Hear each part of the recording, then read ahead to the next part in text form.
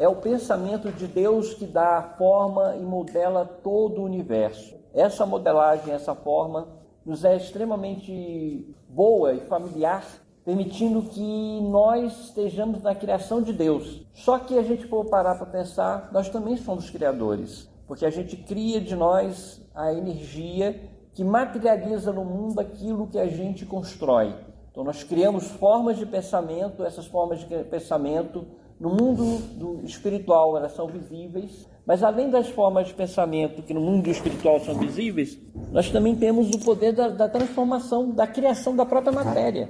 Então a gente pode plantar uma semente, plantar uma árvore, podemos levantar uma parede e vamos modificando o mundo ao nosso redor. Então este mundo que nós estamos, nós somos co-criadores no campo material, desse que a gente está vendo, e no plano espiritual. No plano espiritual, as formas de pensamento que nós criamos, ela é capaz de se moldar a ponto de construir cidades. Talvez, se eu não estiver errado, o nosso próprio planeta Terra é uma forma de pensamento. É moldado pelos espíritos superiores a nós. Então eles dão a garantia da continuidade da matéria que nós estamos vendo. Então tudo isso que a gente vê, embora seja parte da lei de Deus, mesmo assim ela também é uma matéria que é moldada, a meu ponto de vista, pela espiritualidade superior. Então, se nós temos a estabilidade na dimensão que nós estamos, é graças a espíritos superiores a nós. Assim que quando a gente morre e perde esse corpo físico, a gente vai encontrar um mundo parecido com esse mundo que nós estamos. É um mundo espiritual. E o que a gente vai encontrar no mundo espiritual? Um mundo tão parecido com o nosso daqui, que a gente chega a se confundir pensando que nem morreu. Porque a gente vai encontrar paredes, vamos encontrar cadeiras, hospitais, casas. Nós vamos encontrar uma vida muito próxima a nós. Existe um livro chamado O Mundo que eu Encontrei, de Luiz Sérgio. Assim que ele desencarnou, ele saiu da cama e começou a dar alguns passos. Ele sentiu que estava afundando no chão. Que o chão para ele era mole, era como se fosse uma esponja. Era alguma coisa que não era maciço para ele.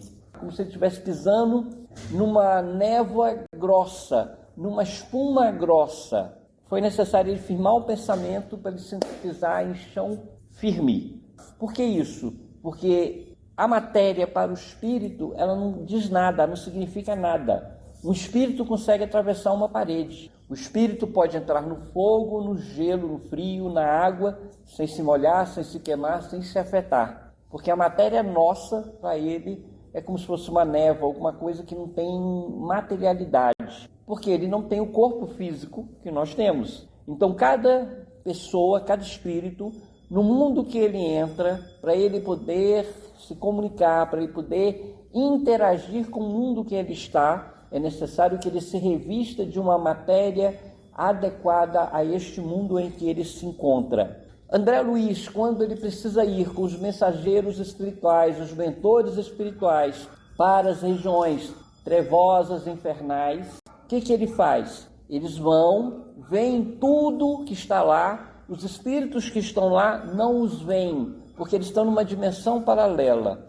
Porém, quando eles precisam interagir com os habitantes daquele mundo, o que eles fazem? Eles densificam o próprio perispírito a ponto de que se tornar material para os habitantes daquele mundo, daquela dimensão em que eles estão.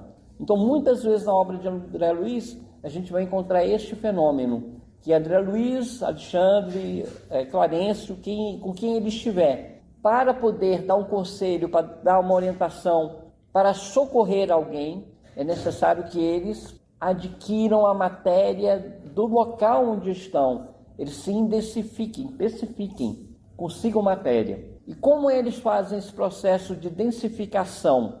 Eles se recordam de uma encarnação que eles estiveram, na qual tiveram determinadas características grosseiras. Aí eles, recordando essa encarnação mais pesada, o corpo deles se torna mais pesado e o corpo se torna mais sólido. E a aparência física deles aparenta a mesma aparência dos espíritos que lá estão.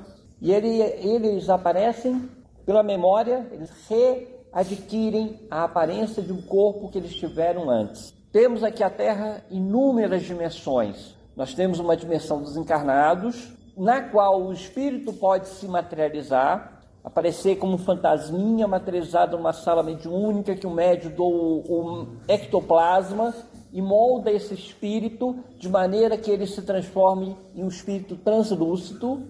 Mas nós temos também a figura dos agêneres. O que são esses agêneres? São aqueles que não foram criados, aqueles que não são nascidos, porém eles têm a capacidade de se condensar, se materializar a um ponto de que nós não sabemos se nós estamos vendo uma pessoa encarnada ou desencarnada.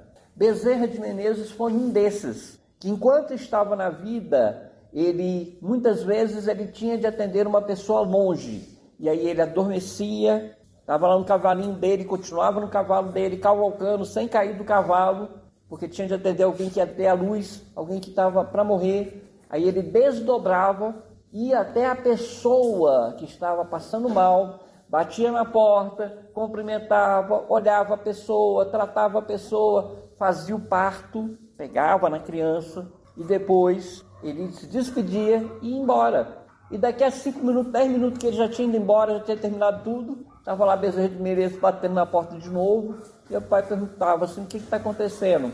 Só vim ver se está tudo certinho, se não esqueci nada, se está tudo bem com a mãe. Tá tudo bem. Aí ele ia embora porque ele sabia, tinha certeza, tinha prova de que ele tinha cumprido a missão dele.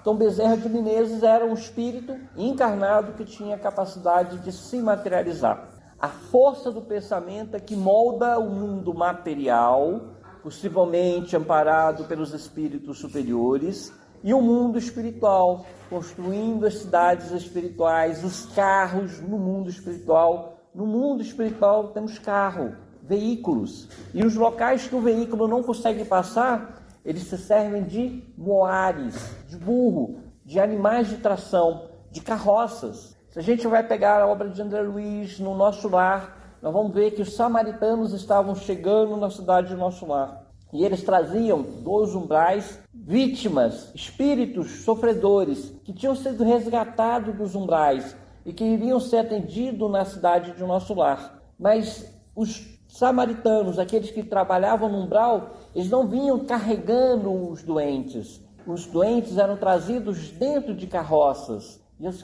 carroças eram trazidas, puxadas por muares, por burros. E no céu, André Luiz observou que existia uma aves que circundavam a caravana, protegiam a caravana, ao mesmo tempo que tinham cachorros, que eles vinham junto com as caravanas, latiam e protegiam a caravana de espíritos perversos que existiam na região umbralina. Então nós vamos encontrar o lado material muito próximo da Terra, espíritos de animais trabalhando com homens, como nós, com a gente. Então existem espíritos bons que fazem o trabalho, mas que utilizam instrumentos materiais assim como nós utilizamos. Lá tem cadeira, mesa, carroça, carro, avião. Por que não avião? Por que não nave espacial?